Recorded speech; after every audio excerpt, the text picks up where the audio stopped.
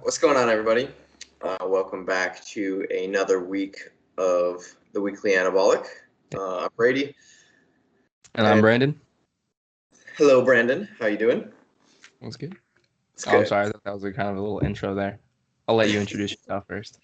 Oh, yeah. So I'm Brady. I know we've already recorded the first one, but we really didn't get into who we are in that one. So I figured we'd take the opportunity right now to talk about who we are and kind of a little bit of our background.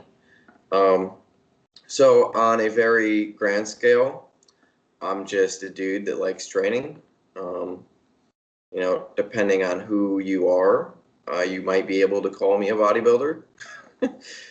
um, I I haven't stepped on stage yet. I'm taking probably about a year and a half long off season before I step on stage for the first time, and that's just because I wanted to have um, a full off season with my coach Nick Gloff, um, at Nick Gloff on Instagram. He's a beast, and so I wanted to really have some off season time with him and work through putting on as much mass on my frame as possible. Um, in the bodybuilding world, I'm not tall, but I'm also not short, so I've got a lot of room to fill out currently. Um, I am still natural. I don't care about talking about that. I will say anything. So I'm still natural right now. I've always told myself I'd do my first show natural. Um, After that, we'll see what comes. But doing my first show natural. Um, and outside of the bodybuilding world, I'm actually an IT guy. So, my full-time job that allows me to fund being a bodybuilder and eat all the time and train all the time is I'm an IT guy. Because of COVID, I've been working from home since March, which has really kind of progressed my journey as a bodybuilder because it's allowed me to eat exactly when I need to eat and kind of base my whole life around my training. So thank you for that, COVID. But that's kind of what I do. Alongside of that, I've always had a bit of an entrepreneur bug inside of me. So I coach some clients as an online trainer, and I do their diet and nutrition and stuff. And then also have a brand, which is Undeniable Effort, which I talked briefly about in the last episode. I'm actually currently wearing a hoodie that won't launch until January, but it's pretty sick. I'm super hype about it. It's a pump loading hoodie. Maybe we'll talk about it later, but pretty hype about it. This is the first sample that just came in, so I'm gonna wear the shit out of it for a while. And now I'm doing a podcast with Brandon. So that's what's going on, guys. That is That's what's kind of up. who I am. I really just like training. I love hip hinges, and and that's me. So I'll kind of hand the floor over to Brandon and let him talk about who he is. Solid, dude. Yeah, man. Well, you killed that, by the way. That was a solid intro, man. I'm Thanks. gonna maybe keep it a little bit short and sweet here. Maybe take a different path. So my name is Brandon. Currently in New York, a small town called Pauling. I went to Delhi, which was like a little liberal arts school for like 2 years. Didn't like it. Wasted a lot of time there. Was really into lifting though, and I knew that I wanted to take it a little bit further. So I ended up going to the college at Brockport, graduated with an exercise science degree. Then I went on to get my certified exercise physiologist exam under my belt. Passed that, thankfully. Certifications are really nothing to really boast about, in my opinion, but it's just a little piece of paper. Um, in terms of training, I've been training for like 8 years now. I started in like 2012. I was really big into cross country. I also wrestled for a little bit, played some soccer here and there, but I was a big time runner. I was running like 70 miles a week, and I was just completely shot after my senior year. And then 70. yeah, dude, that was ridiculous. So this is like I have like a long burning hatred for running now. I hate Yeah. cardio, but you got to do it when you can. So yeah, after Delhi, I ran for Delhi for a year, and then I was done with that, and I really just invested myself into lifting, and I've been in love with it ever since. I feel like I've been fortunate enough to come across some, not, I would say that I wouldn't, I didn't really get led down too many paths that, were dead ends. I've definitely down some dead end paths, but I feel like I've run into a lot of cool professors, a lot of cool mentors, a lot of cool coaches with a lot of mentalities that I hope to instill in my clients, and I carry it through my training, and and just kind of motivated to help other people kind of instill the same mentality inside of them, and help them with their training and their diet and everything else like that. So just like Brady, I also have an online coaching business. I also personal train over at World Gym, which is like a little gym 10 minutes down the road. And I also do at home personal training, particularly with older demographic clients, like 65 years and older, just because I can really give them a good workout, like when they're at home, just because of how deconditioned they usually are. And improving mobility and stability and strength is something that you can easily do with an older demographic at home with, some at-home equipment. So, yeah, that is my little intro, and I will leave it at that. My favorite size is also the RDL right now. Yes, sir. And yeah, Well, that was beautiful, Brandon. Good thank job. you. We did it. Thanks, Brady. You think I did okay? Did I do okay? All right, everybody. So that's enough about us. Um, Yeah. We'll get to the meat and potatoes. yeah, we'll chat about some stuff. Potatoes. Um, I think the first thing I kind of wanted to chat about today was cheat meals.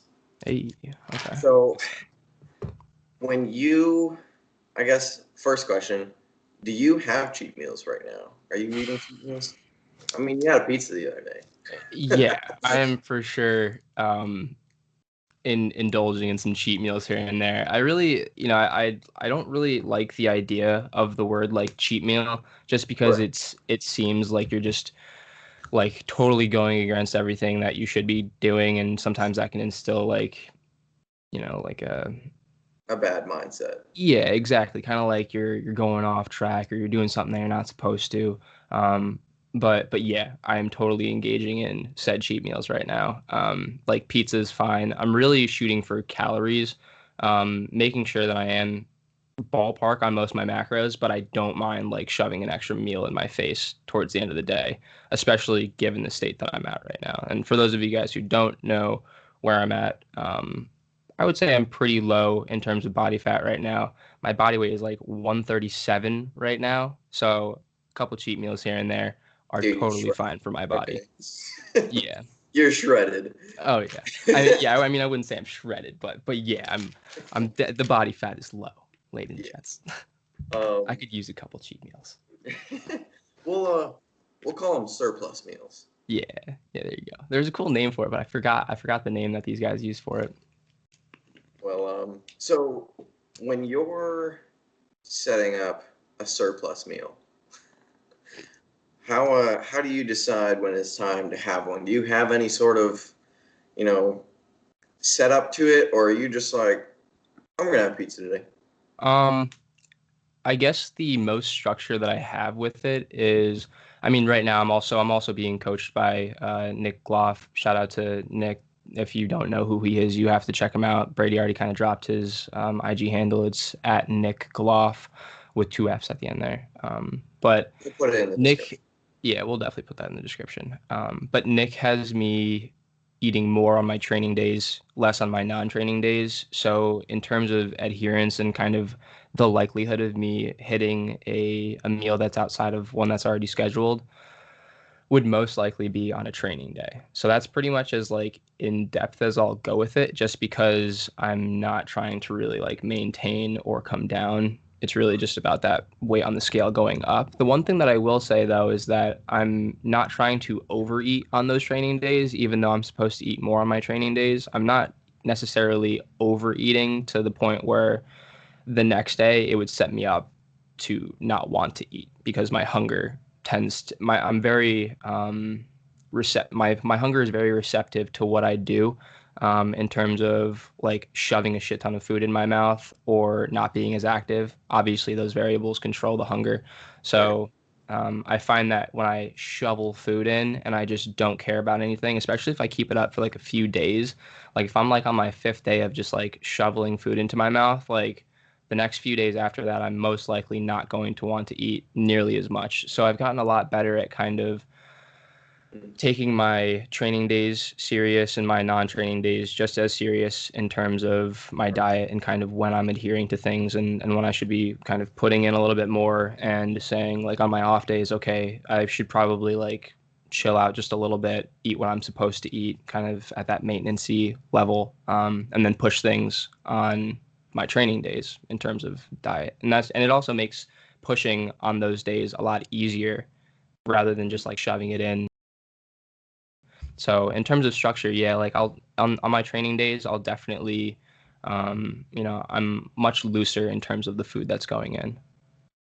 Okay. What Yeah. about you? So, um, I at this point, I mean, I'm kind I of already I'm know that you're like to a T, so yeah. So just about throughout my entire week, um, I structure my nutrition just as seriously as if I was, in a deficit and I was prepping for a show. I take my off season just as seriously as I take my diet, I guess. um, but right now, I give myself, you know, most times one cheat a week. And really, what determines when I have that cheat meal is I actually look at it from a training perspective. So I take a look at what training sessions are the most taxing for me, and I've been playing around with either, and most times that's going to be leg day, and especially if I have, um, 2 days where it's going to be legs, and then pull, or pull and then legs is what it would actually be. Mhm. If I have that coming up, I will throw a cheat day there because I know those 2 days are going to be super taxing on me, and having some extra calories is just going to help. But I've been playing around with having it, the day before, and then trying to have those calories in to carry me through those next 2 days. I've also been playing around with having it after like a really big day, so like on my RDL days, where I really try and um, push the envelope a little bit extra. I'll I've tried having a cheat meal after those days to flush more nutrients and calories to help me recover. Um, I don't think there is a right and wrong time to have a cheat meal, especially if you're already in a surplus.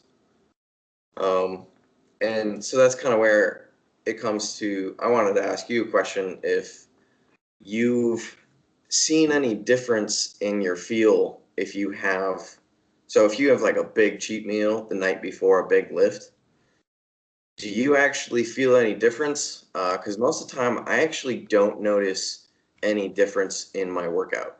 A lot of people talk about having a cheat meal and then the next day they're like, "Oh, my gym session was crazy." Yeah. But when, you know, I'm already in a surplus as it is, throwing in an extra 1,000 calories hasn't seemed to have made any difference in my pump or, my stamina within a workout or any of that. Yeah. It's felt all very the same, and I don't know if that's maybe because my nutrition outside of the cheat meal is already pretty dialed in, Yeah. which it might be. I don't know. But so I was wondering if you kind of get that feel of the day after a cheat, you're kind of the Hulk in the gym. Dude, honestly, I haven't really noticed like a huge I definitely haven't noticed like a night and day difference in terms of like in that scenario. I've Yeah. definitely noticed like having like a meal or two in me obviously helps me like while I'm in the gym, but I've never really noticed like this correlation between like a pre-bed like giant load up and then like a good performance. That actually brought me back to like the cross country days when we used to like carbo load and stuff like that. And then like years after, like I used to do stuff like that, I came across I must have been either the Revive Stronger podcast or 3DMJ, who knows. But one of these guys, they were saying that like in terms of like glycogen loading, like likelihood of you going to the gym and being loaded with glycogen is very high. Like as long as you're eating, your glycogen will replenish and your stores will be there and you'll most likely be able to have a solid output in the gym. And like so like if we are like in this surplus, the glycogen within our muscles is relatively, at like a maintenance or slightly above like wherever it would normally be. At Um, just about all times. yeah, exactly. It really isn't until we've had like a really solid workout that we've kind of like depleted something. But yeah, like I feel I haven't really noticed a difference between, or a correlation between like pounding some food at night and then having a solid performance the next day. I think the biggest thing is definitely like having this steady stream of glycogen just through eating continuously day in and day out. I feel like that definitely there's definitely a big performance jump there and compared to like hitting 2 meals the day before. And then like before that you're doing the same thing and then like another 2 meals and then 5 meals, 2 meals, 2 meals. Like that is just like horrible and that totally breaks that like steady loaded chain. Right. I've seen performance drops with that, definitely. Yeah. So a lot of these questions, when we answer them, I think have the standard or the prerequisite that your diet is dialed in. You're doing the right things every day. You're eating all your meals. Just because if you decide that one day you're going to eat 5 meals and then the next day you're going to eat one, every other thing that we talk about is a null point. Any supplementation that we talk about, cheap meals, leveraging any of these little tips and tricks are a moot point if you don't have your diet in place, your sleep in place. Mm-hmm. If even your training, if your training isn't standardized at all, none of this matters. Yeah, it really doesn't, dude. It really There's a doesn't. handful of things to dial in and make sure are spot on consistently before you can get into the little intricacies of manipulating your meals and manipulating your training Yeah. and those kinds of things. Yeah. So And seeing a big difference, yeah, and seeing the difference there and making it not, obviously it's not going to be scientific evidence, but Mm-hmm. just some minor anecdotal evidence. Yeah. Like if your sleep is crap and you go into the gym and you're just having a crappy workout, changing the workout won't do anything for your workout if your sleep is still shit. Yeah, so that definitely needs to be recognized, and I'm sure I'll end up saying that whole spiel many times throughout all these podcasts that we do. That those things have to be spot on before you can even think about making changes to anything. Yeah. Right. If you're not progressing somewhere, look at your diet, look at your sleep, look at your general activity that you're doing. If you train and then all you do is sit on the couch the rest of the day, take a look at that. Yeah, definitely. Start moving around more in the day. Yeah, look at other variables outside of training. Yeah, there's so many pieces to your recovery that you need to look at before you change your training. 100%, and it's usually, and isn't it so ironic that that's what everyone goes to change first? It's the quickest and easiest in my opinion. Yeah. Yeah. Oh yeah, definitely. Everybody changes their training way too often. Yeah. I think we talked about this in the last podcast too. Yeah, and we'll probably touch on it. And we'll talk about this all the time because so many people change their training on a bi-weekly basis. Yeah. And I'm sorry, I didn't mean to interrupt you. No, you're okay. Go ahead. Yeah, no, I was. My professor used to say, if I repeat the same thing, it's probably because it's important. Right, exactly. And it is. And there's we're gonna end up talking about a lot of different parts to training and life and all of that stuff and all of this. But you know, there's um there's a couple of key components that you just have to follow Yeah, before you get into any of the other pieces that we end up talking about. yeah, So definitely. that that needed to be said. And even though we were just talking about cheat meals, or sorry, surplus meals. Yeah.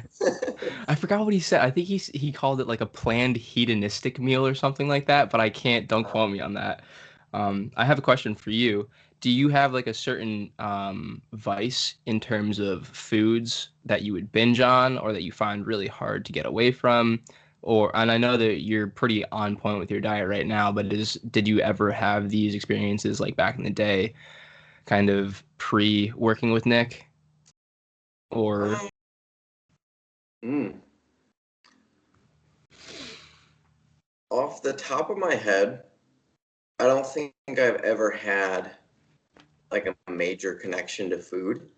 Mhm. Uh, Probably the only connection to food that I ever had was when I was younger, and I actually used to be a pretty beefy kid at one point. I'll share some photos sometime. But everybody tells their kids you got to eat a lot so you can get big and strong, Mhm. which I think is one of the worst things to tell kids. Yeah. Um, because if you were a young lad like myself, who was a very small kid, I walked into high school being 4'11". Mm. Damn. Yeah, so I was a really small kid walking into high school. Hmm. And when you tell someone that's small and is constantly told by their peers that they are small, that all they have to do is to eat a lot to get big and strong, Yeah. it sets them down the wrong path.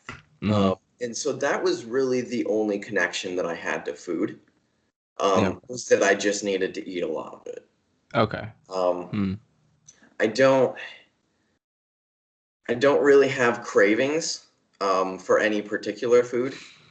Yeah. I think the only craving that I had during my last prep, and it wasn't a bad craving. It was just one of those. It was one of those foods that I'm like, that'll be good when I get to eat it again.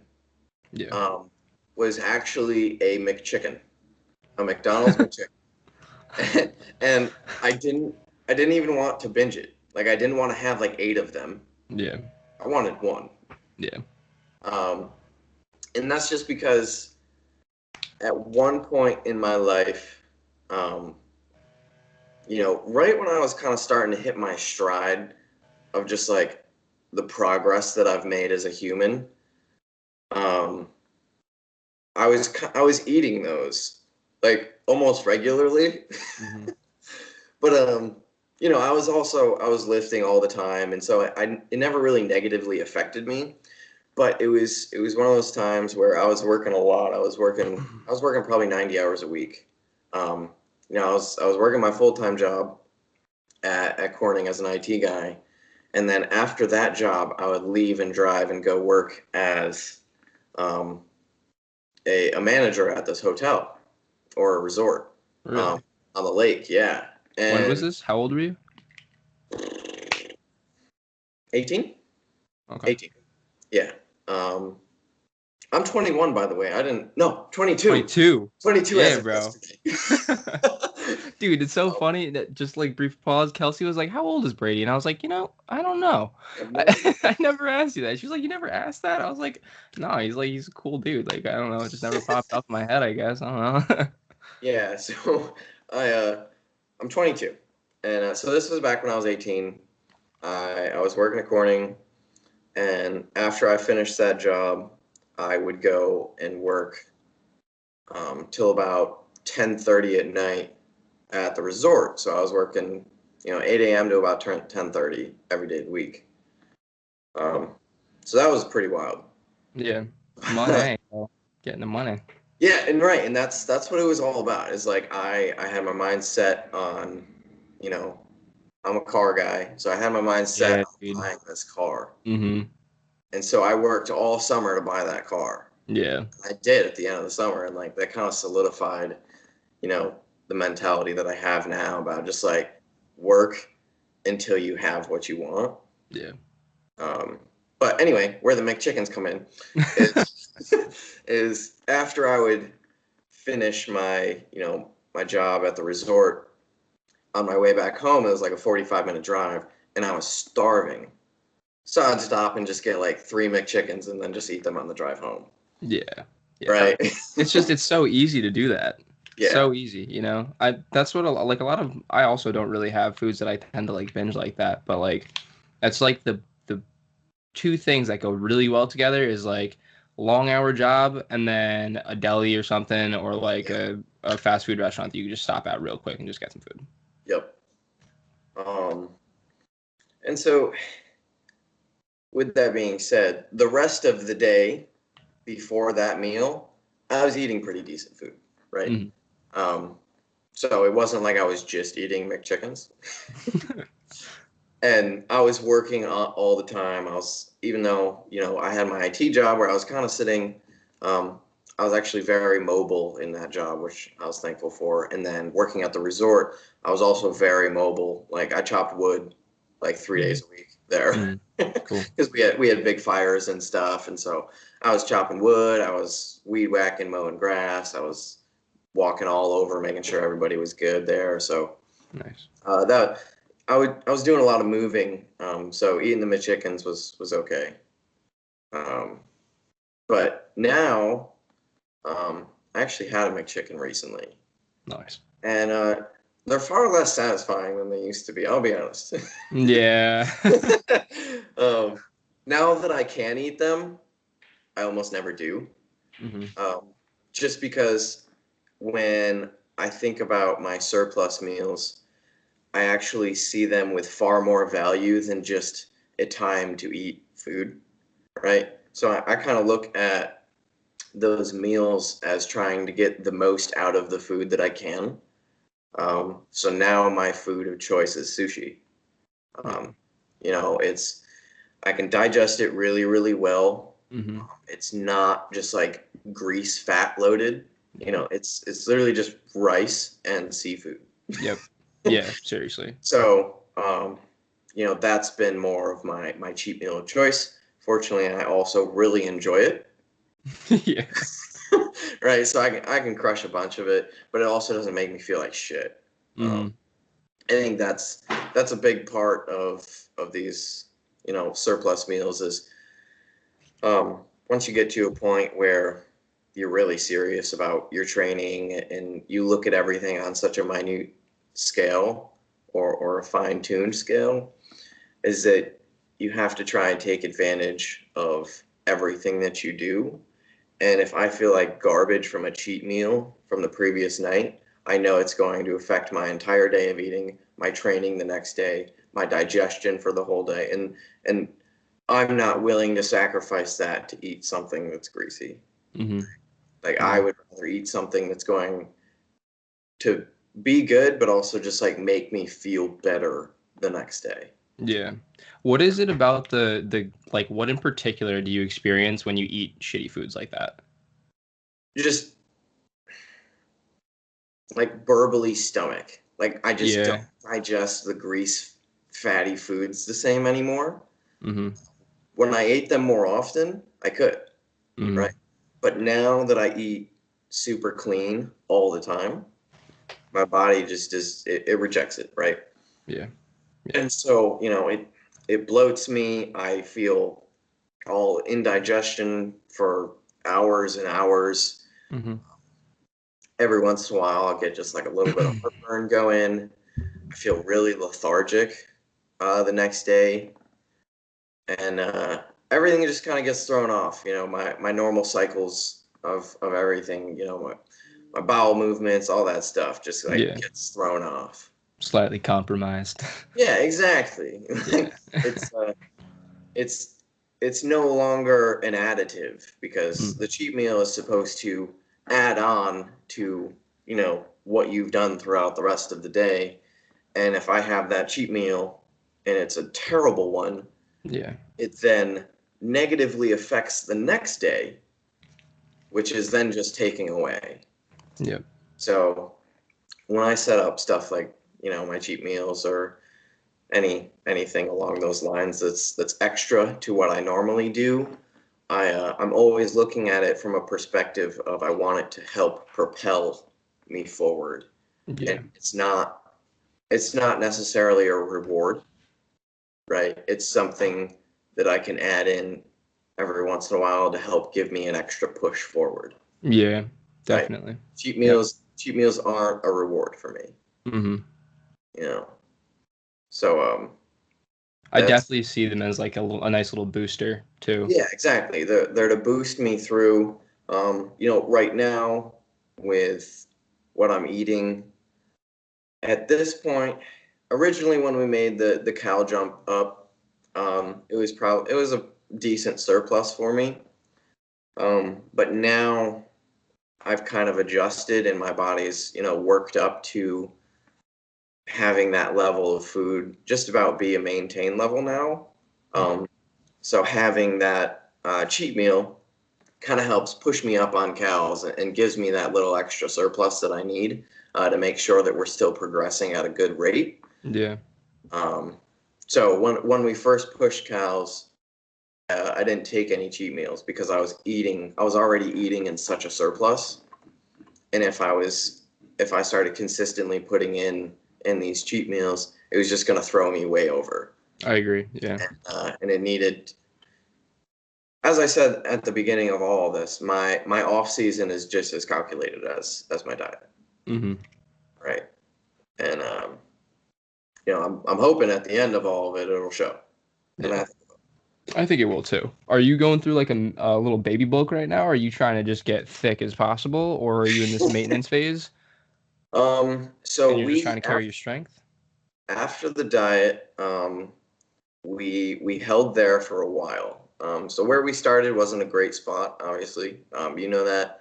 Yeah. For anybody that fishes back through my Instagram, if you go to the very beginning, you can see the very start of my journey with Oh Nick. yeah. I have documented every single day Hmm. since day one. And It's so pretty if you go back badass. there, You should check it out. if you go back there, you'll see that we did not start in a good spot. And I'll talk about that history at some point.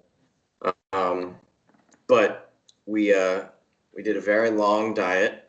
Basically, we stopped at about where I think a 4 week outlook would be. Hmm. So we stopped the diet just before it got super um, serious and where it would start to have some really negative health effects. Yeah. We stopped there for a while, probably about 4, maybe 6 weeks. We held there just to try and get my fat set point to be lower. And after that, we started adding in some cows, and we worked on our reversing out strategy. And that was about 6 weeks long. We had a little bit of cows each week and saw, what my weight did, how my body composition changed, and really we were just looking to see, my weight bump up a little bit, but my body comp stay the same, other than I started to fill out. Yeah. Right. Yep. So we wanted my fat percentage to stay pretty similar to what it was at the end of the diet, but we wanted to see me fill out, Okay. which is exactly what happened. And then after that, we realized we were in a good spot. We bumped up about another 600 cows to see what my weight did, and my weight didn't dramatically push up or anything. So we said we're in the green. Yep. And then we held about 2 weeks at that extra 600 up, and then just to make sure everything was good and there wasn't just a fluke for a week, and then we pushed up probably almost 1,000 cows, and That was So, your next bump, was an additional foul? so at the end of the diet, on my non-training days, I was eating 1,000 calories, which is super low. Oh, okay. Got you. um, Yeah. we were eating 1,000 calories. On our training days, I think I was eating 1,200. So not really much. Yeah. I was literally just eating chicken, like, Hmm. Yeah. and some vegetables. Yeah. And then, the first bump up, we added in some rice, and we kind of bumped to, about 1,600. Um, so that was Yeah. started the reverse out to, fill me out and make sure that we were going to be okay. And then after that, we bumped up to about 2,000, Okay. maybe 2,100, to see what my weight did, and it still held pretty steady. So my body was working really, really efficiently, Hmm. which is why I was able to just fucking swallow all those calories like nothing. Yeah. Yeah. And allocate them properly. Right, and put them in the right places. Yeah. And then our final bump was to about 2,600. Hmm. Right, and so that was the first like big bump that we made, aside from the very first one. Um, and that was just to check and see how uh, how our body held with a Cool. big bump like that. And once we realized we were good, we made the next big bump, which was we're at about 3,400 now. Okay. Cool. So Good shit. yeah, and we're just we're cruising. We're not looking for massive jumps in weight right now. We're really Hmm. trying to body comp. Obviously, I've started to put some fat back on, just because where I was at the end of the diet wasn't really sustainable for me, Yeah. No. right? No. Like it just wasn't going to be sustainable. Yeah. So And the plan was to get you in and get you out. yeah, get me in, see how it feels, how it all goes, how my body reacts to everything, and Yeah. then work back out smartly so that we can build properly. Hmm. We didn't take the wild rebound approach of just Yeah. Pounding mad food after right, your prep and after your competition and pretty much putting on like 30 pounds of fat. right. And Yeah. because for one, I don't have the muscle mass to even have any sort of value in doing that. Mm. Uh, my body just doesn't burn calories as quickly as it would if I had 80 more pounds of muscle on my frame. Yeah. Right. So if I threw 30 pounds of fat on me again, it would take me just as long to get back down. And I can't do that again. It took me, I mean, we were almost 30 weeks of diet, Hmm. which to Yeah. anybody in the bodybuilding world knows that that's like, that's two preps. I think that's the best way to go about it is if you can go take a little bit of time, like take as much time as you possibly can between your show and the beginning of your prep. I mean, That's there's obviously like outliers where if you're doing like 60 weeks, that's obviously a little bit much, but like take as much time as you week. You don't have to fall in the typical like, oh, I'm gonna, contest in 8 weeks or like a yeah, 12-week shred. You know what I mean? Because then when you do that, it's like a race against the clock, and then it's you're just really going to hard. accelerate. Yeah, and either way, you're either gonna miss the mark or you're gonna get there really fast. And the faster you do that, you're also gonna lose a lot more muscle mass with that too. So, I think Yeah, that and slow it's approach is a just good idea. way, way harder on your body. The Right. faster approach. Yeah, the faster approach is way harder on your body. Yeah, Right. for So sure. like during we could have done mine faster, Hmm. right? We definitely could have taken a more aggressive approach. We probably could have done the same thing in like 20 weeks. Hmm. Um, but what we also did alongside the diet is we progressed every single one of my lifts. Yeah. I got Yeah. stronger through the diet, Yes. which is really the approach that we were trying to take, Yeah. because we weren't prepping for a show. We had no reason to rush. Hmm. We were just trying to get to a point where we could try and lower my fat set point, since it's such a bad place. Yeah. Yep. So it wasn't a prep. We weren't going for competition. Hmm. We were trying to get the best of all worlds, and we wanted to get stronger, lay on whatever muscle we could during the time, Yeah. or I guess strengthen whatever we Get as could. strong as you could. Yeah. Right, get as strong as we can so that when we come back out, my muscle is now primed and ready to grow. Mm-hmm. Right. So like they're right towards the end of my prep, I'd kind of maxed out my strength capacity for the size that I had on my Yeah. frame. Right. Mm-hmm. You know, just towards the end, things were starting to plateau. Okay. And so, but to that point, we had progressed week to week to week to week, Yeah. right? Ridiculous. Part of that was just some movement efficiency stuff, of course. Mm-hmm. But we had gotten stronger, not bigger, but stronger throughout the entire prep. Much stronger. And so then, now that we're out, all of that time that we spent, getting stronger was able to move over to starting to put on tissue. Yeah. Yeah. So it was very calculated. Everything that we did is very calculated. And everything we still do is very calculated. Yeah. We still watch my physique every single week. Check-in is exactly the same. Yeah. We are looking at everything and making sure we don't go down the wrong path. Because right, as I said, while I was, talking about my plan and when I plan to compute and all that stuff, we have a long off season ahead of me, a very, very long off season. Yeah. And I don't want to get too fat. Mm-hmm. Right? I'm trying to stay at a relative composition and just add on a little bit of tissue and then get set there, add on a little bit of tissue. Yeah. Right? Yep. And so that's been the strategy. And currently it's going to plan. And it's working. And it's working. And Yeah. And, I'm slowly putting on some tissue and, I'm not getting ridiculously fat. Yeah. So it's all very calculated. Yeah. I don't even know how we ended up down that rabbit hole, I'll be honest. Nah, man, it is what it is. The organicness of it all. But yeah, I think like the another big pitfall for peeps when they come out of a show, and I've never prepped for those of you guys listening. I know I'm like constantly 4 weeks out, but just like from like my observations, and not everyone, like when they reverse out, some go a lot faster. Right. And they just want out and they just go pound burgers on burgers and burgers, and they'll put on like 20, 30 pounds. And then you got peeps who reverse much slower, much more methodically.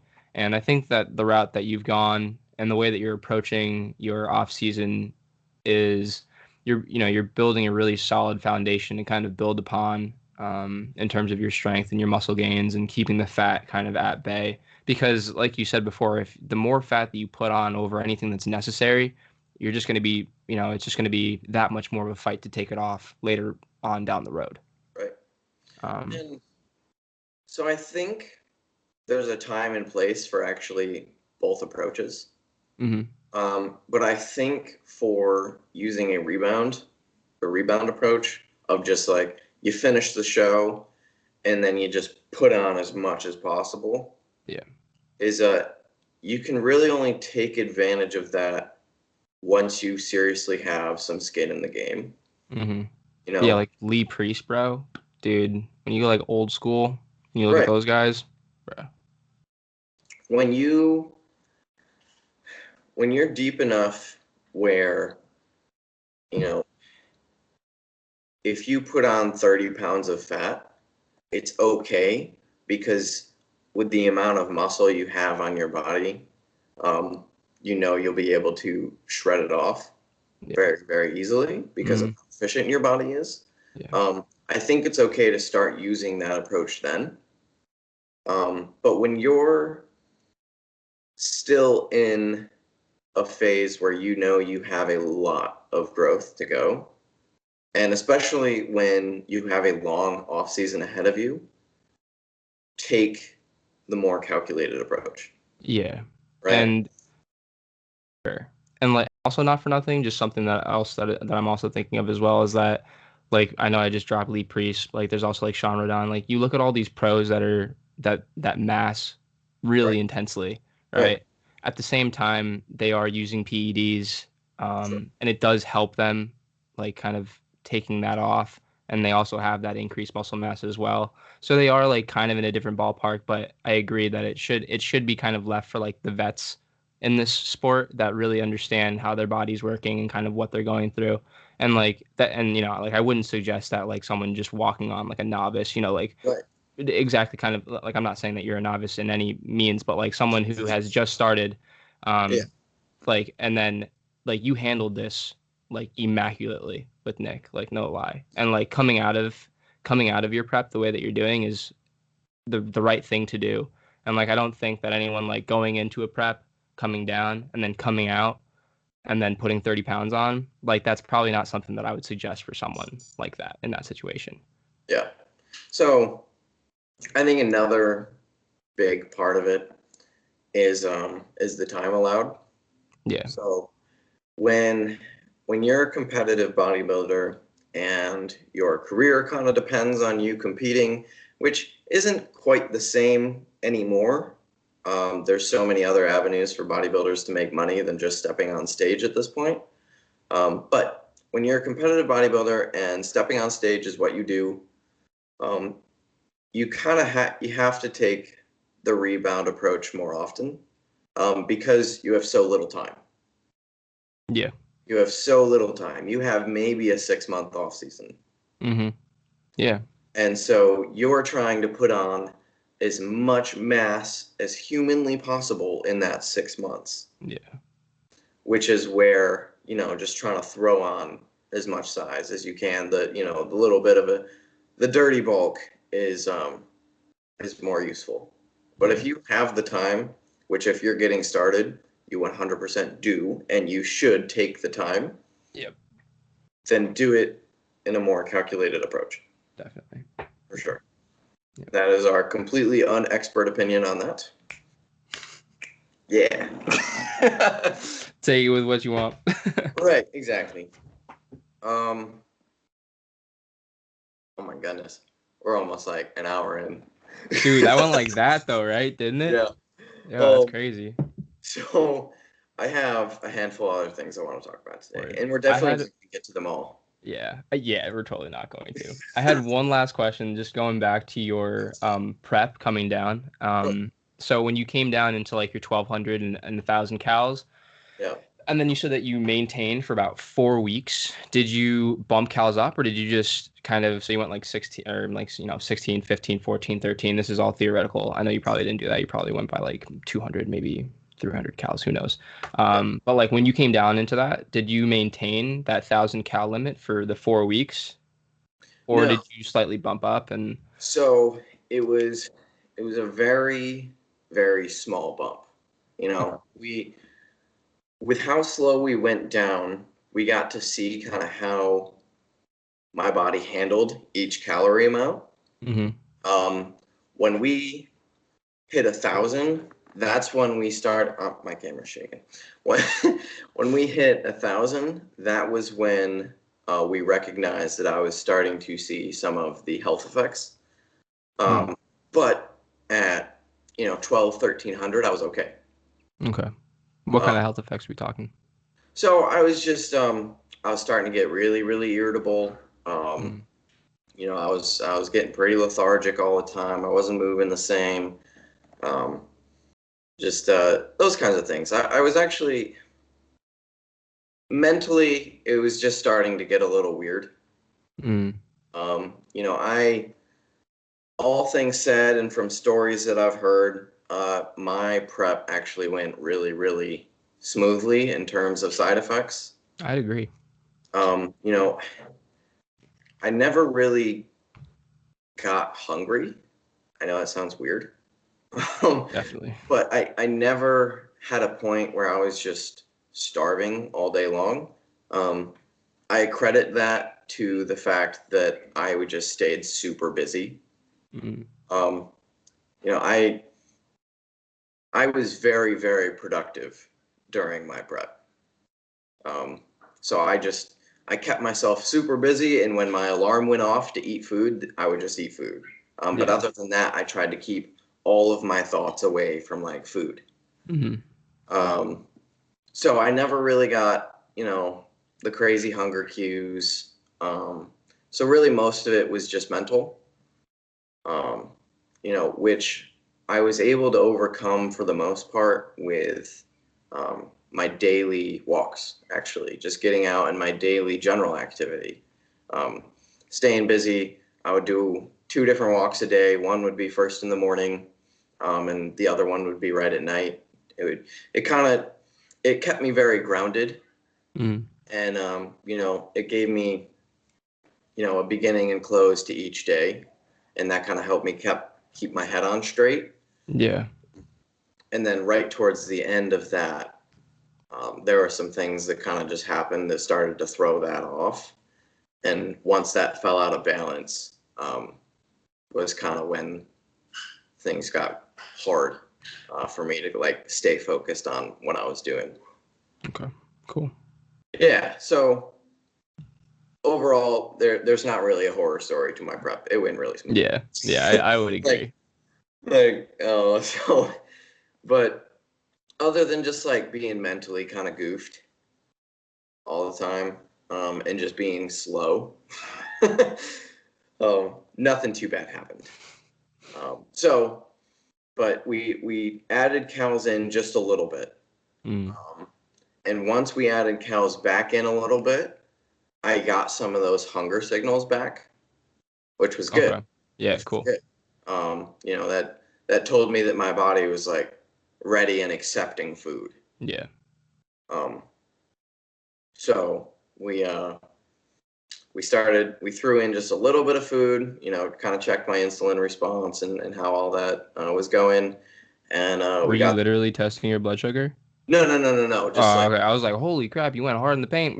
no, no, no, no, just my hunger cues and those kinds of things. Yeah.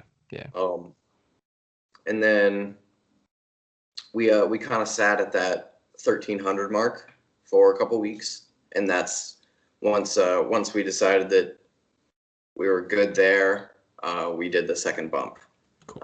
to start to check if I had kind of settled out, and because if we had just thrown in a bunch of calories right off the start, I would have reacted super quick. My body would have swallowed it all up, Yeah. and I would have thrown on fat. Yeah. 'Cause, Happily allocated it towards fat.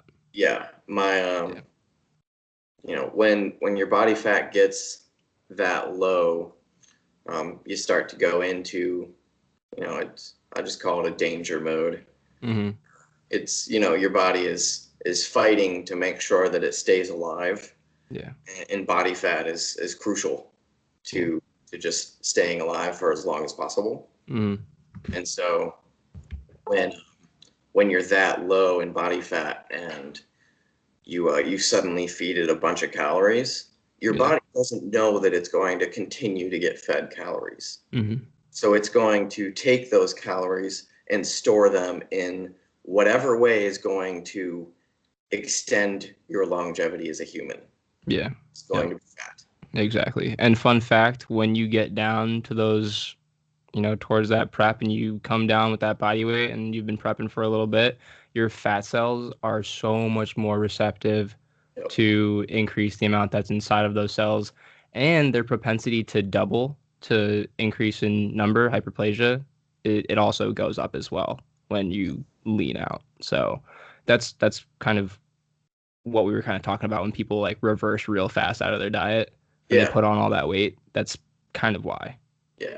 And so that point right there is why, I say if you're new to bodybuilding and going through, these kinds of cycles, take the slower approach. In the Yeah, for long sure. run, it's going to help you way more Hmm.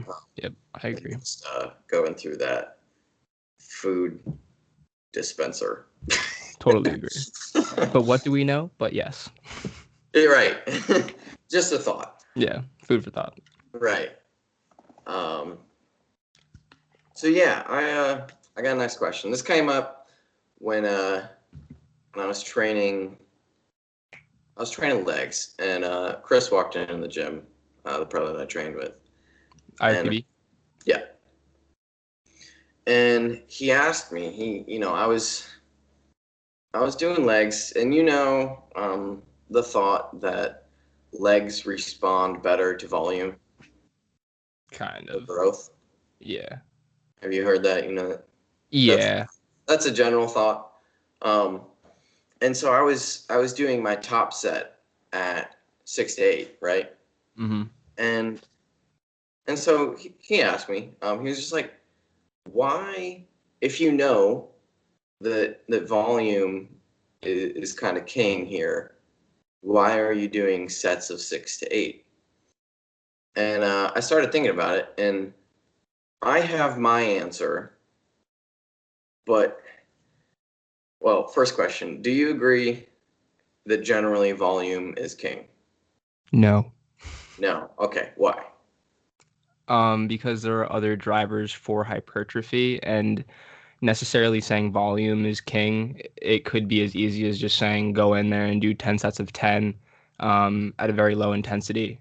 But there are other drivers for that hypertrophy. So that is kind of what I would say to that. And I Okay. would also just say, like, why would you think volume is king over anything else? Like, and I do understand, like, I often think about this, which is grand scheme of things. Like, when I work with my older demographic clients, these guys aren't really moving too much. So that is a circumstance where I'm thinking, like, quite literally taking a muscle out of their body, right? Putting it in a super controlled environment and then putting a load on either end and then making it contract and expand each time, feeding it protein and seeing how much it will grow. Like, there's a point in time where I think just getting the muscle to move and contract and uncontract, expose it to load and tension, metabolic fatigue, things like that. I think that is good to do. But then if you want to get a little bit more narrow with things, you want to get a little bit more particular with how you're drawing your lines and things like that, there are other drivers for hypertrophy. Like Right. load is one of them, which is kind of why we rock our 6 to 8 a little bit heavier.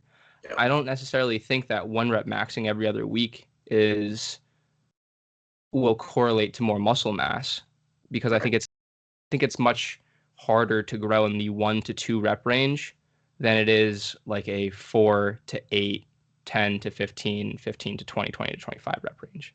Sure. Yeah. So anyway, where I was going with this, and I just 6 to 8 versus a 15 to 20. And so when I say volume, um, I don't necessarily mean sets. I mean, I'm talking more of reps within a set, Yeah. right? So say no matter what, you're going to go in and you're going to do 2 sets. And is there more value in doing 2 sets of 15 to 20 or 2 sets of 6 to 8? And so my thoughts on it were, one, it's not black and white. Why not do both? Hmm. Right. So that's my first thought when someone gives me an either or, right? Would you rather do this or would you do this? Is this better or is this better? I'm like, well, just do both, Yeah. right? Which is kind of what we do with our training. We do a 6 to 8 and then we do a down set. Yeah. Um, but his thinking with doing the higher reps is through the concept of more poundage moved per session, Yeah. um, Yeah. which it's kind of an interesting thought, More right? poundage moved. Because I think looking at it as just more poundage moved is far too single planed. Yes. You Yeah. I would Right? agree. Like I say I can deadlift 405 once, and that's all I can do in the entire session. Or I could deadlift 1 pound 406 times. Hmm. The idea that total poundage moved in a session whichever is greater is going to result in more hypertrophy. It's just picking up 1 pound 406 times is not going to create the same stimulus Yeah. as picking up 405 once. Mm-hmm. Yeah. Right? So that kind of debunks the poundage idea that it's not just poundage over a session. Uh, Yeah. I think looking at poundage over a session is an avenue to look at. It can be one way to look at progression. Mm-hmm. Um, but I think it all comes down to stimulus, right? Yeah. No matter what you do in the gym, the greater stimulus you can achieve, the more you're going to get out of the session. Yeah. And maybe that's thought of when people talk about poundage over a session, is that they've standardized stimulus, Mm-hmm. in that their 6 range and their 15 range will achieve the same stimulus, but with their 15 range, they're able to lift 1,000 more pounds over a session. Yeah. Um, And I think that you I'm would, trying to play so all sides of the argument right now. yeah, yeah. And this is like exactly what I love talking about and like kind of shooting the shot and like kind of just seeing what you think about, what I have to say and me thinking about what you have to say. And I think it's dope. And you made a lot of valid points there, like lifting something 400 times versus lifting one thing that's 400 pounds. Right, Much, much different. Like in terms of the things that I think about is motor unit recruitment. So like the the stages at which your body literally starts to recruit muscle groups, it recruits them smallest to largest. So when you have a pencil, you don't just like, or like this like little bottle of zinc here. It's like when I pick it up, I use my small motor units, right. and they allow me to do just pick it up and not like fling it across the room. Like if my body was just like anterior delt and it just like flung that across the room, like that wouldn't work. So that's like the way that we recruit our muscle fibers. And like if you were to lift 1 pound, you would be not recruiting those larger muscle units, but the smaller ones. And Right, then, yeah, like as you fatigue yourself, I mean, if you're lifting 1 pound, you're probably going to be on like your 300th rep before you've actually recruited those larger muscle fibers, just off of the fact that you're starting to fatigue yourself and they have to kick in. And then if right, you look at like a 6 to 8 rep range, you're recruiting those larger muscle units almost not like immediately, but much quicker, much faster than you would if you were doing a set to 400. right, And then the other thing is the neuromuscular demands would be much different. You would obviously need to produce a lot more force with a 6 to 8 than you would a 3 to 400, or I would just use like 50 reps as like a good standard. Um, and then the other one would be like metabolic fatigue as well, which you can definitely get with a nice high rep set. But I think the other thing to think about, there's a lot of different ways to think about it, or there are a lot of things that you could say, I guess, or that I could say, like on top of that. Um, Generally speaking, like when we push the rep ranges really high, it's really hard to tell if we're coming to a true failure or not. awesome. So yeah, and like we were just talking about the stimulus and the adaptation, and we're going into the gym to achieve this adaptation, and the weights are the stimulus. So we talked very briefly about reps in reserve, which was basically like when you're done with the set, how many reps do you think you had in the tank? Generally speaking, if you have over 5 reps in the tank, then the stimulus for that set probably wasn't enough to cause the actual adaptation. Right, But if you're able to kind of bring it within that failure point, not even really going into like true failure here, but if you bring it close to failure, leaving a rep or two in the tank, then you will have potentially reaped some solid adaptations off of that stimulus that you just gave yourself. So that's the other difference between like lower rep set versus a higher rep set is the perceived failure is definitely there with high load sets, low rep sets, just because it's like you know that you're not going to be able to get another one if you have, if you're lifting a substantial amount of weight, like 400 or 500 pounds, and you lift it for 3, and your third rep was slow as hell, a fifth rep is most likely out of the realm of possibility. A Yeah. fourth rep you might be able to summon, but you will have definitely failed within that 0 to 5 reps in reserve parameter that you kind of have for yourself. So you would know that that stimulus for that load was probably adequate enough. You can do the same thing with a 12 to 15, which is why we rock 12 to 15s, because that's also pretty feasible. And you can do that similarly with a 20 to 25, but it's a lot harder when you start getting away from those lower rep ranges to Hmm. really perceive a true failure. And then, all of that will combine into the load that you had, the tension that you had, the time under tension, the metabolic fatigue, the neuromuscular um, demands that it would impose on you.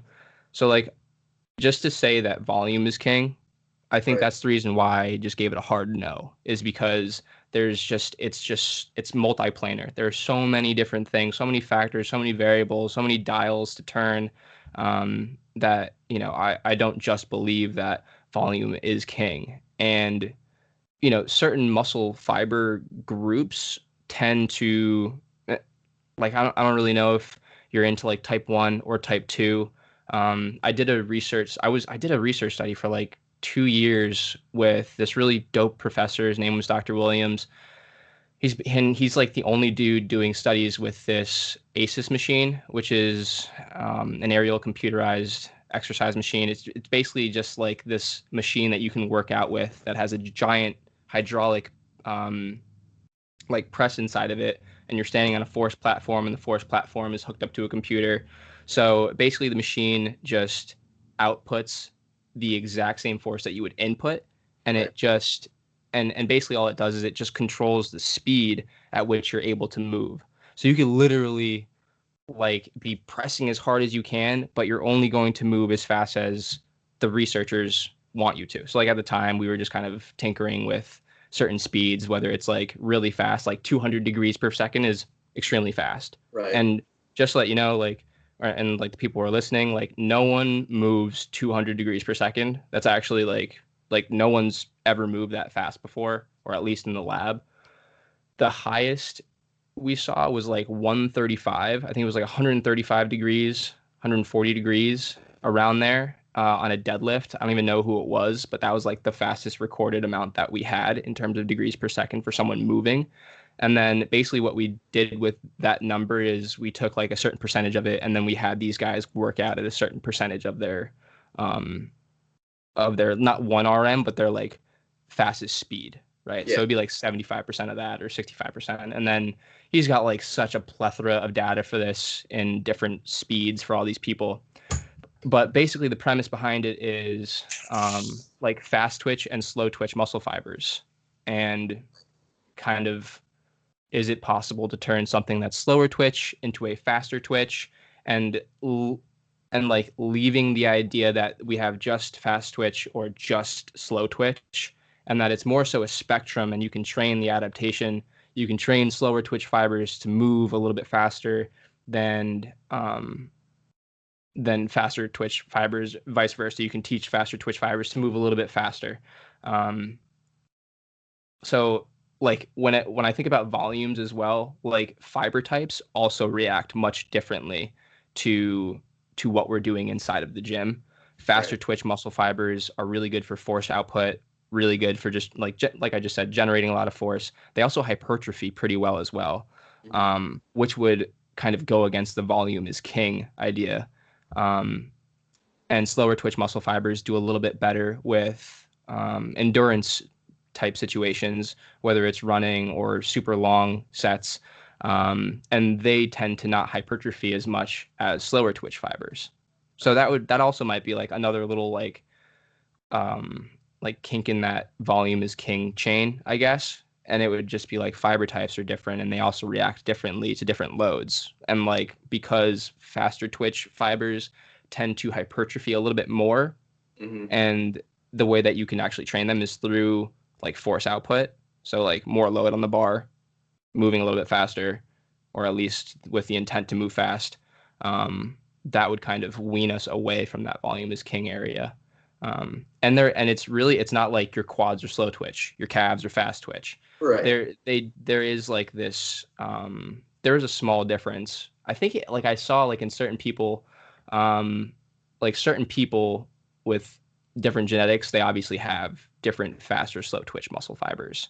So their propensity to put on mass or to be better at a certain sport is there. It's just a matter of kind of figuring out where you fit in there. I was definitely a distance runner, so like I know that the odds are against me right now, but I'm trying. Screw Yeah, what I the was books just gonna say. say to kind of bring the volume to a very basic level, or the volume discussion to a very basic level, is if you look at it as a singular mode of hypertrophy, take a look at cross country runners. They are the highest volume exercisers Yeah. or Yes. trainers ever. Mm, And I've never seen a massive cross country runner, no, sir. right? No, So sir. that's kind of bringing it back. So to uh, to add on to all of this, my take on it all is exactly what I said in the beginning. Why don't you do all of Yeah. it? Do it all, Hmm. see what works best for you, and then train that way. Yep. Um, I like training heavy. Yeah. That's what I enjoy. I respond well to it. Um, so that's what I do. Yeah. And I'll Uh, also say, dude, like I've been in that area where I've been in that area where I just wasn't lifting heavy at all, like mhm. for what I could lift, and it didn't really get me anywhere. Like Yeah, you have to kind of break out of that barrier. The load on the bar is important for right. sure. Yeah, I mean, strength and hypertrophy aren't linear together, right? No. Yeah. But they are relatively correlated. Hmm. Okay. To be massive, you also have to be pretty damn strong, Yeah. right? And now to be strong, you don't necessarily have to be massive, though. So I think, just off the top of my head, I haven't actually thought about this before too much, Hey. but um, you know, I think going about getting strong is a good way to lay a platform to get big. Yeah, dude. Because 100%. you have to be big. I mean, you have to be strong to get big. Yeah. Um, but if you're just solely trying to get strong, you Yeah. don't necessarily have to try to get big Hmm. first, Yeah. right? Um, so in bodybuilding, I think being able to move weight is important to your hypertrophy goals. As a power lifter, moving weight with the intent of hypertrophy is the wrong side of things to go, Yeah. right? So as a bodybuilder, you have to do both. As a power lifter, or an Olympic lifter, or any of those where your one rep output is really all that matters. Hmm. Um, you know, you will need to have muscle on your body, obviously, um, but you don't have to worry about hypertrophy. Yeah. Dude, Um, I say that so much. Like to the people that I see, like just normally in the gym, and I see them lifting like 4 plates, 5 plates, and like I end up talking to them. I'm like, the good thing is that you're really fucking strong, which means you have the propensity to put on a lot of mass. And like just as you were saying that, dude, I feel like powerlifters are literally like an eccentric away from becoming bodybuilders. Like if they had just focused on the other half of the lift, right, they and could probably reap a lot of benefits. that's exactly what it is too. It is that second half of the lift. right? Yeah. It's no longer your, I don't want to say output of strength, because you are still outputting strength by controlling a movement in the Mhm. opposite direction. Um, but it's forcing your muscle to withhold tension going through the stretched position. Yeah. Yep. Exactly. Which is where the muscle damage happens. Yes. So, According to the literature, concentric contractions don't tear muscle fibers down. I'm still on the table with that. That's what the literature says. Apparently, on the eccentrics, that's kind of where all the muscle damage happens. Um, you know, and that's where I come back to, how about you focus on both? yeah. Yeah. Exactly. Right? I'm like, we can read science till our fucking eyeballs fall out, Yeah.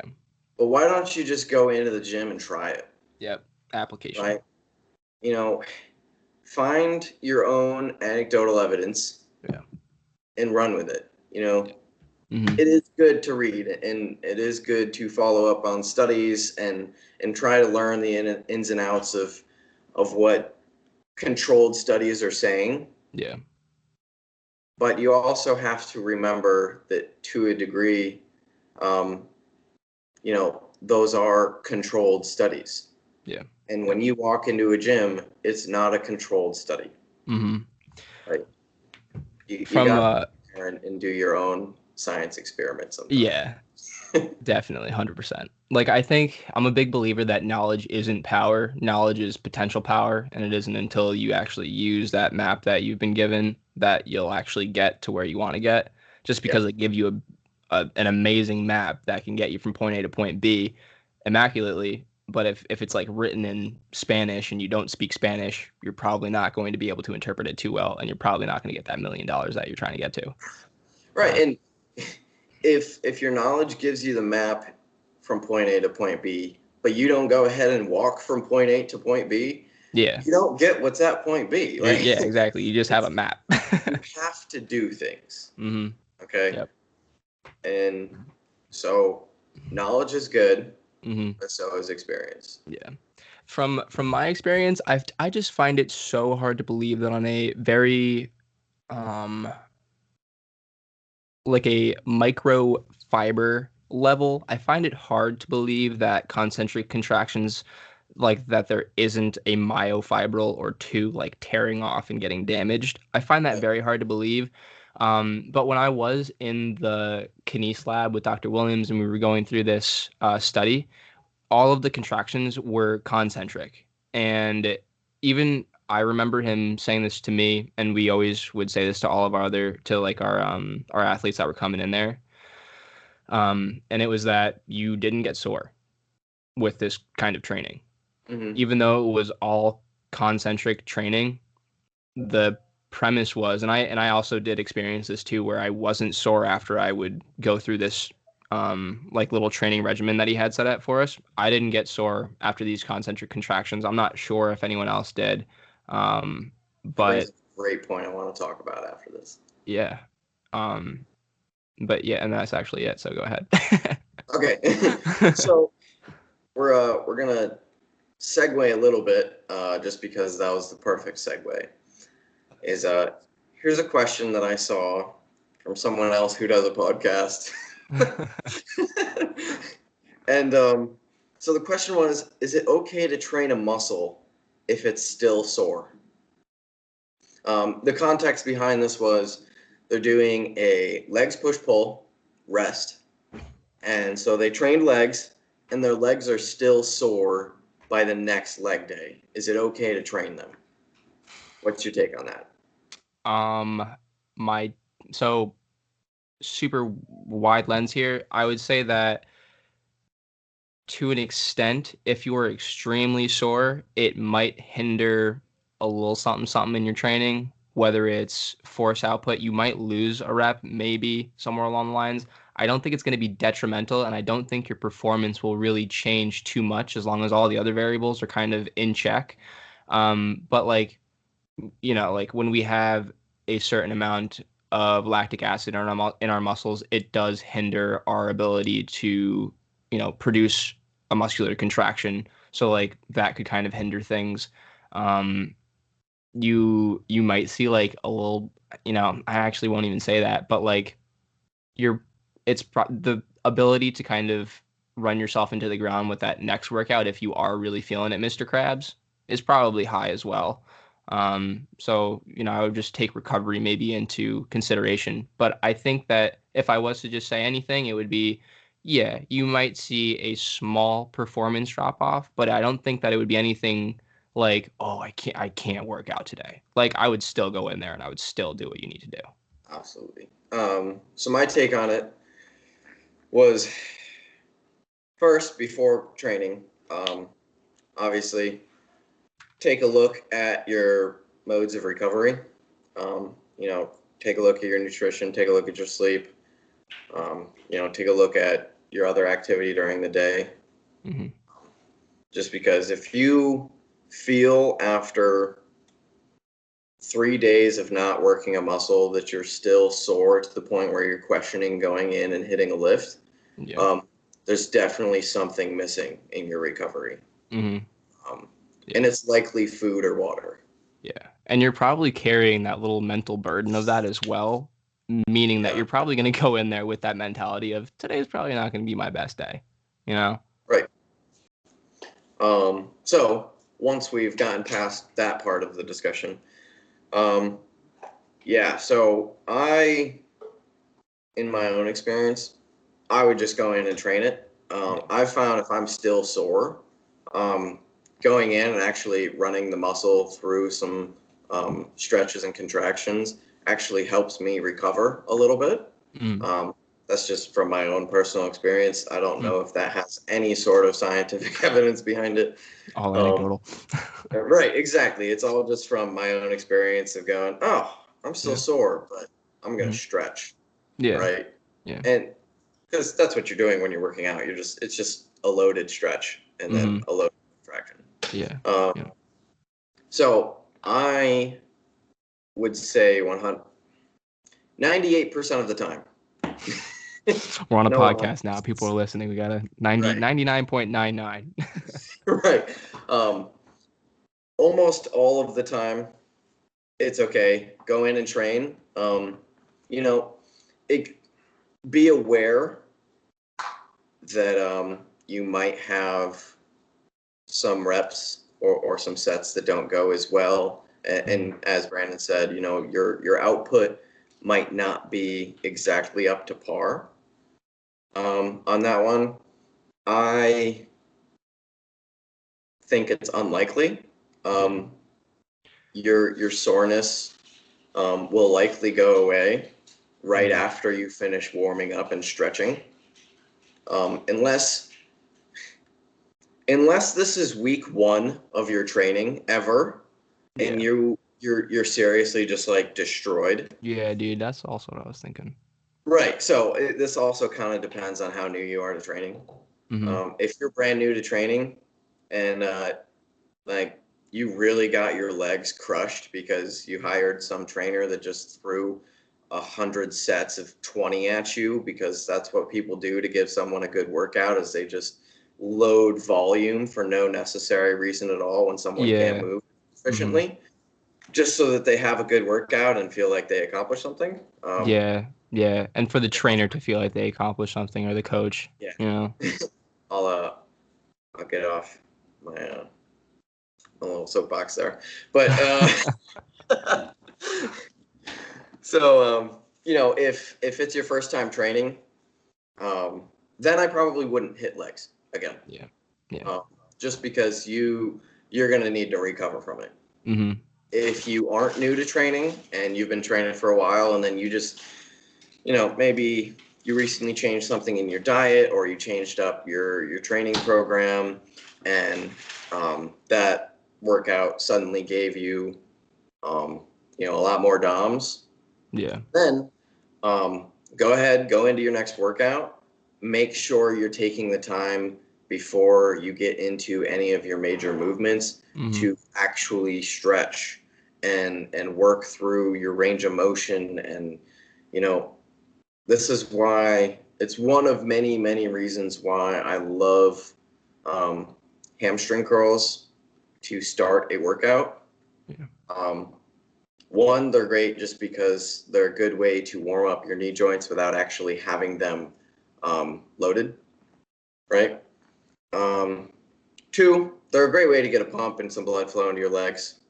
Yeah. And three, it's working your whole leg, except, well, not really the glutes, but it's working your quad and your hamstring through a full range of motion before you're throwing 400 pounds on a bar. Yeah. Yep. Wherever Mm-hmm. you're at training, Yeah. before you're throwing a maximal load that can be detrimental. Yeah. Bar. And it also it's pretty like it's very low cost as well. Like you can hit your hammies and then go pull like 4 or 5 plates. Yeah, exactly. Yeah. Exactly. So my answer to this question wrapped up is, if you're new to training and you're just getting into it, don't go train. Mm-hmm. Make sure you're recovering. Make sure you're eating your food, getting your sleep, you're getting your water. Yeah. And take a look at why you might be sore. Try to do a little bit of learning. Ask some people at the gym. Definitely do some learning there. Mm-hmm. If you're not new to training, go in, train, pay attention to your preparatory stuff. Make sure you're doing a good job stretching and warming up. Yeah. And then from there, just fucking go hit the session. Yeah. Yeah. Don't baby it. Once you're Yeah. into the session and you've done your warm up, you're Yeah. gonna be fine. Yeah, you can do it. You can do it for sure. You're gonna be fine, even if you're still a little sore. Yeah. Just go into it. You would be doing yourself a disservice if you didn't go in. If you didn't train hard. Yeah. Yeah, exactly. Like I think another thing to think about to play off of kind of what you just said also is like we are so about the standardization of literally everything that it begs to ask the question like what the hell did you do last session that you have put yourself in this point where you've compromised yourself so hard that you don't want to do this next session? Because unless you like change something, you would have to change it drastically. Yeah. Otherwise, it would kind of be like, oh, like maybe my hammies are a little bit more sore than they usually are, or maybe my quads are a little bit more sore than they usually are. But like, if you literally like just like pummeled yourself into the ground that one day and you have like jello legs, like noodles the next couple days, then like I would maybe just blame that training day and kind of what you did, Yeah. Like, because you didn't really, bit. you weren't really controlling anything there that like you should have been. So like you technically shouldn't even be in this position. But like if you do find yourself in this position where you're just starting and you're like kind of destroyed, like give yourself a little bit of time, but at the same time, like do what you can to kind of recover as best you can. Yeah, the only time I've really ever had that happen, recently, I guess, was I was having a bad day, and I don't know, something wasn't going right with my RDLs, and so just for the hell of it, I decided to do a set of 100 pendulum squats. Yeah. Yeah. And yeah, that messed me up for a couple days. Yeah, dude. That's right? But yep. The reason it messed me up is because I went from doing, 6 to 8, and my sets are almost always to failure. Mm-hmm. Like, I take every set as far as I can possibly take it. Yeah. Every which, I might have to adjust at some point, but it hasn't led me wrong yet. So I'm running. Mm-hmm. You're in a good position to keep doing that. Right. And I think a lot of times we don't actually know what our failure is, but that's a completely different rabbit hole to take on a different day. Yeah. Anyway, the set of 100. So I went from doing sets of 6 to 8, 10 to 12, heavy stuff for like 2 sets, to then doing a set of 100 that was essentially like I didn't set the weight down until I reached 100. Yeah. Yep. Except for my legs, I put a weight on there where my legs were fried at about 30. Mm-hmm. And so I held the weight and did it in chunks until I reached 100. Yeah. Yep. And so that was such an insane level of stimulus and volume compared to what I normally do that it took me forever to recover from it. Yeah. And the pendulum wasn't something that you normally did too, right? No, that was also a different movement from what I normally do. Yeah. Like, I think that's like the perfect milieu of kind of what we were just saying. It's like, but at least you didn't like, and then do a different exercise and completely Right. smash that, and then do a different exercise and completely smash that. I could Yeah. totally see someone like being like, okay, I'm not doing this next leg day if that happened. But Right. like, dude, yeah. Like it even would have been completely different if I somehow managed to do a set of 100 RDLs. Like I would have still recovered quicker from that. I agree. Yeah, I agree. If I did RDLs where I was shot at 30, there would be no chance of getting to 100. Yeah. Yeah. Like it wouldn't happen. There's so many other parts of me that would fail before hitting 100.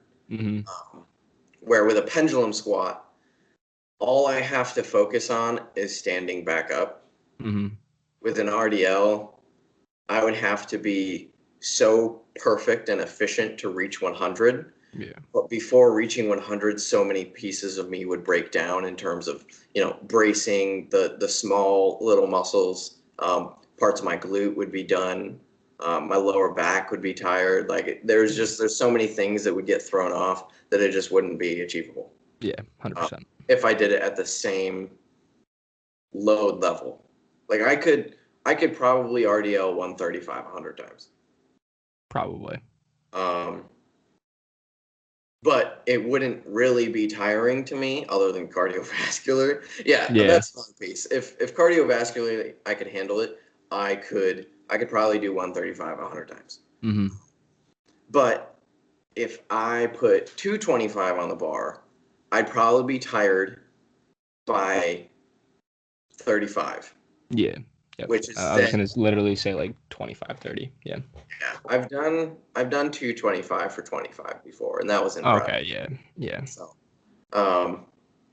but that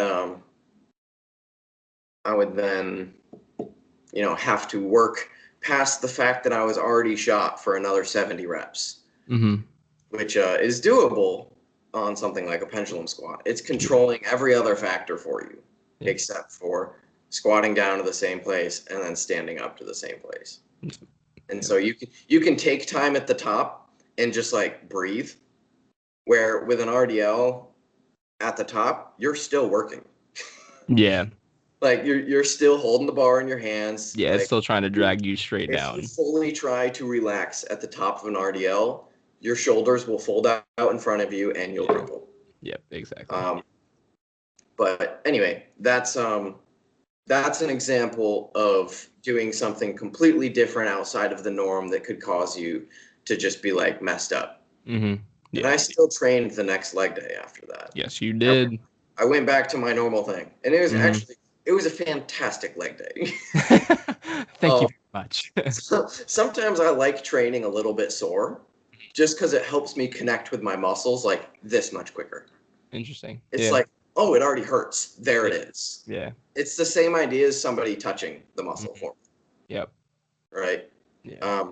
Now, that's not to go and say that you should try and go into every session sore. I still go into most of my sessions fully recovered because I'm trying to optimize my output and gain as much as I can from each session. As cool as it is to like instantly connect with everything, and sometimes it's a good learning tool, it is not something to base your training off of. Yeah, in any means, yeah. Definitely. Okay. I think we crushed that question. I think we crushed it. So we're an hour and a half in. Okay, hold on. I don't think I can actually pause. But Haley's in the back, just chilling. Even though I don't edit the videos, but my girlfriend's leaving real quick. I'm sorry. Nah, you're good. You're good. Have fun. I'm also leaving, Brady, so you better treat me like that too. You want a little smooch? Yes, exactly. I do actually got to go at 1 though, so we probably shouldn't dig into another question here. Okay. I think we absolutely killed that, though. I had a lot of fun. That was fun. There's so many questions for the next one. I have a Excited. whole notepad currently. Good. I'm pumped for it. So Yeah, that was a good chat. To everybody that is watching or listening, I hope you learned something. If I think I have to start saying this now, rate and review the podcast. It's on YouTube. So give us a follow there if you're watching there. Subscribe, hit the notifications. It's on Spotify. If you're watching on Spotify, leave us a review. Follow us. I don't actually know how that all works on Spotify, but follow us, download the podcast. And we're working on Apple Podcasts and Google Podcasts. So hopefully this will be up there soon. And thanks for listening. This is fun. yeah, guys, thanks for coming through. All right. Brandon, I'll chat with you later, man. Brady? Are you lifting today? No, today's an off day. Today's an off day. Yep. I gotta hit pull today. All right, cool. So we're gonna hit some cool Pendlay rows. Nice. All right, man. All right, buddy. It's good chatting. We'll talk later. As always. Later, everyone. Peace.